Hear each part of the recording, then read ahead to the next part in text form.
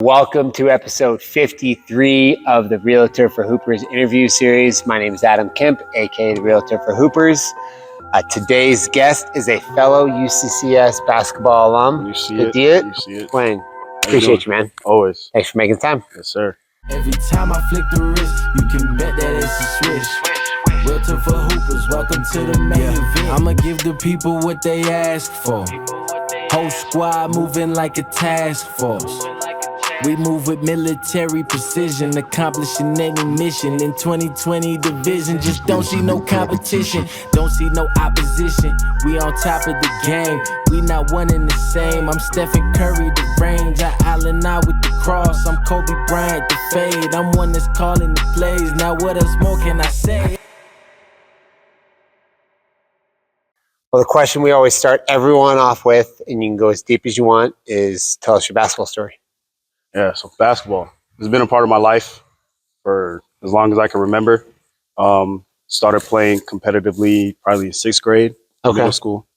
Right across the street at Prairie Middle School. That's where I got introduced to club basketball and, school basketball. After that, came right across the street to Overland High School. Played here for 4 years.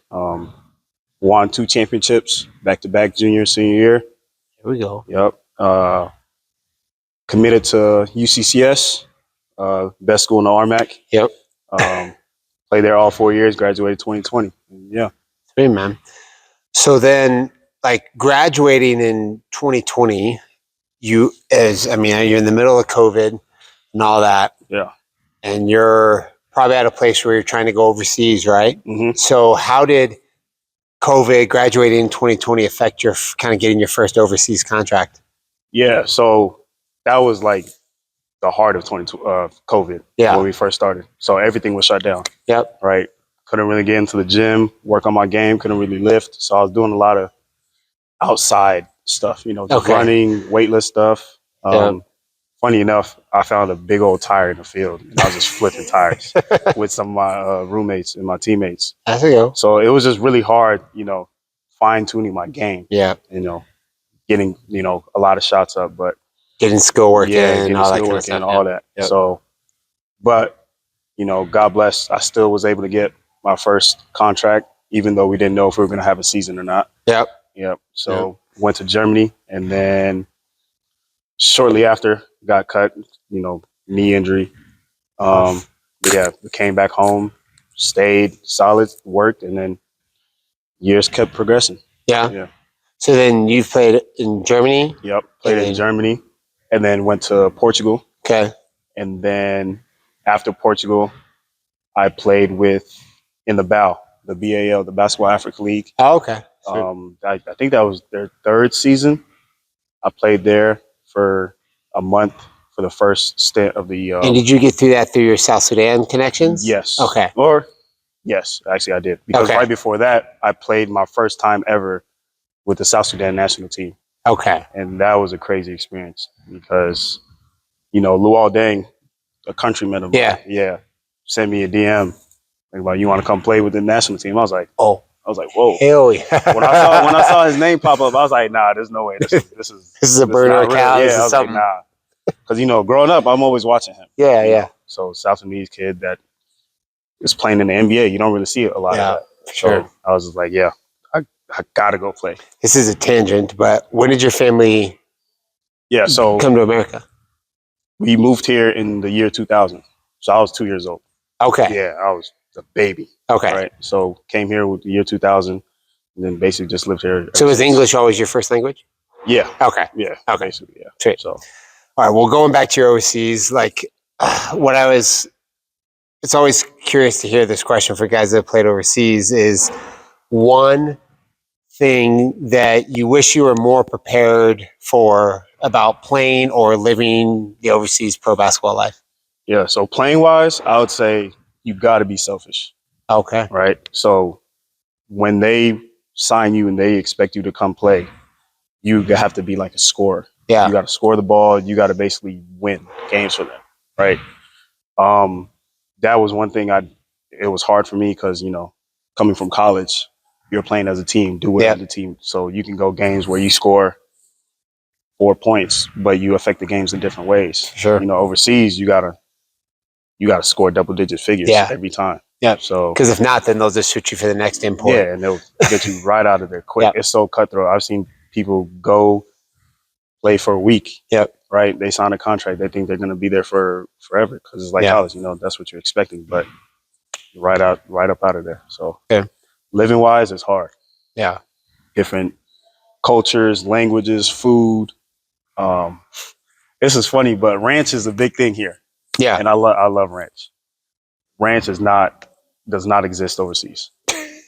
I promise you. The first time I went to go eat, I was like, "Do you guys have ranch?" Like they looked at me crazy. What is ranch dressing? What are you talking about? I was like, "Yeah, I can't be here."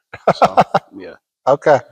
All right. So if you bring your own ranch, if you're going overseas, bring a Amazon your own ranch to your place. You need it. If you like ranch, you gotta grab it.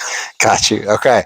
All right. Well, I know faith plays a big role in your life overall, but talk to us about kind of how faith has played a role in your basketball career and also in your life in general.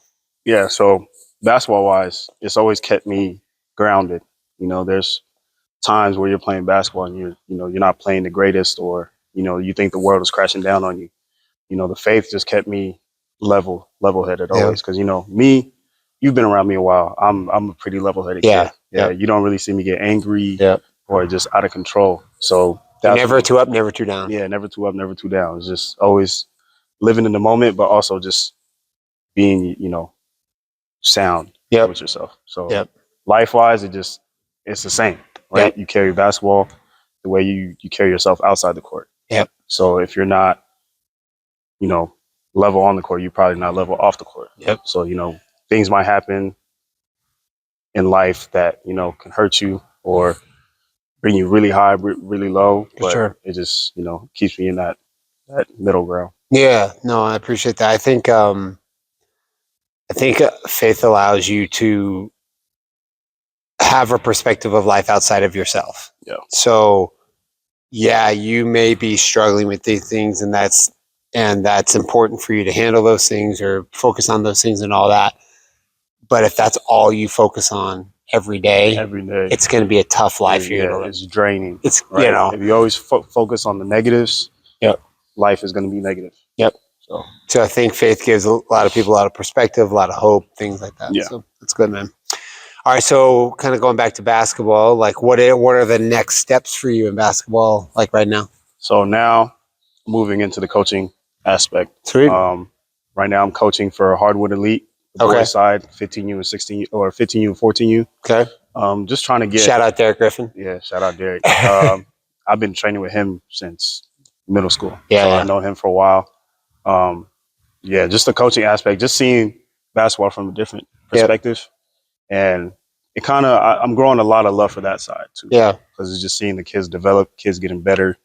And, it brings happiness to me. So, I just want to see them do better than I did. And that, going back to your faith, that level-headed, never too high, never too up, that's going to help you with coaching. Yes, for sure. That's what I struggle with. I get up and I get down, and then trying to be these kids' coaches, I can't. It's tough because it's like some of these kids, man, they make you real mad. They get on your nerves quick. Quick. You just gotta stay solid. Stay solid. So then what? Then I think, and then there's potentially some news here at Overland that you're coming soon. So sweet. Look out for that. So you don't have to. We won't announce that right now, but we'll look out for that. So now I kind of have it may be a debate question, it may not be. But if you could change one rule in basketball, American basketball rules, what would be that rule change? The where you could, it's goaltending basically. So FIBA overseas, I loved it. I used to do it a lot. When the ball hits the rim and it's bouncing around, you could just tip it out. So I feel like it will make players focus on their skill a lot more. For sure. So you got to focus on, getting your layups so where it doesn't hit the rim or your shots is just dropping, it's not bouncing all around.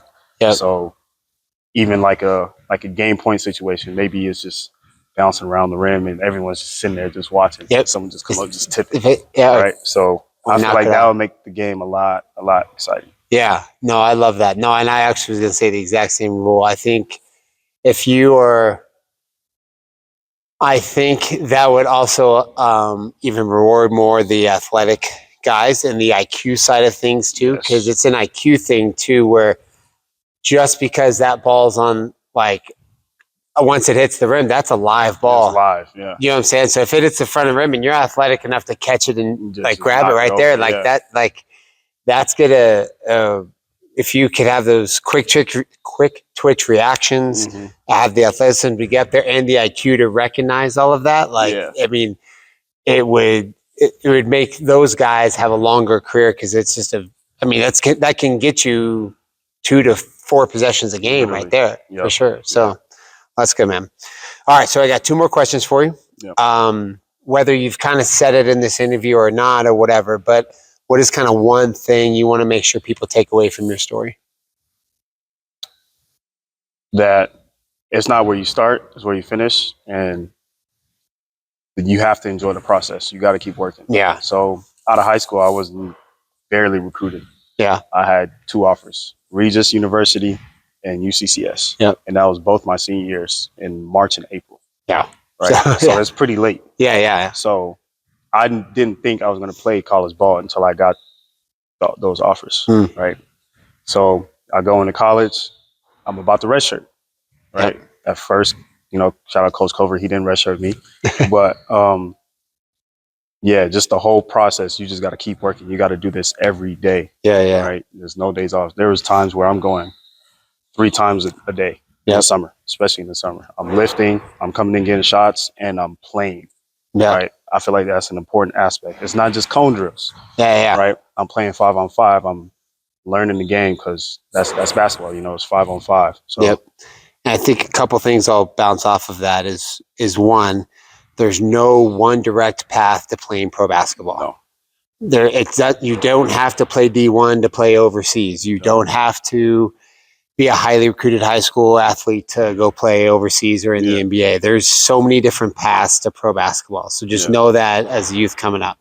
2, as far as playing 5-on-5, you can have all the skills in the world, I think, but until you are able to be on the floor with multiple different types of players and systems and flows and all of that, like that is going to be one of the biggest things in your career is being able to adapt your game quickly. Because if you're only a pick and roll point guard, your opportunities are going to be there. And then there's going to be teams that are just going to shut that down. Yeah. And you got to learn how to play different ways and how to get your shots and blah, blah, blah. So I love that. Especially today, a lot of kids want to play on the ball. Yeah. Right? They're always, trying to play 1-on-1 in a 5-on-5 setting. It's like, it's you against 5 other people on the court. Yeah. So it's tough. You got to learn how to play off ball, on ball, and you got to learn how to play defense. So for sure. All right. Well, last question, and sometimes it's the hardest. What is your one favorite thing about basketball? That's a tough one. I'd say it might be a couple, but I'd say the energy and the energy of the game. So like when games are close, right? Those are probably one of my favorite times because you really have to be locked in. Oh yeah. You have to be locked in, and that's when the dogs come out, right? If you're a dog, it's going to show. So. Yep.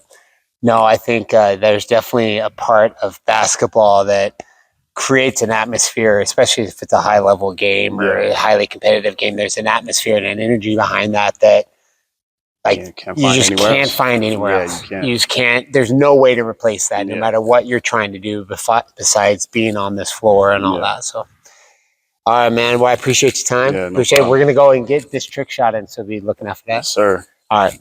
Every time I flick the wrist, you can bet that it's a switch. Realtor for hoopers, welcome to the main event.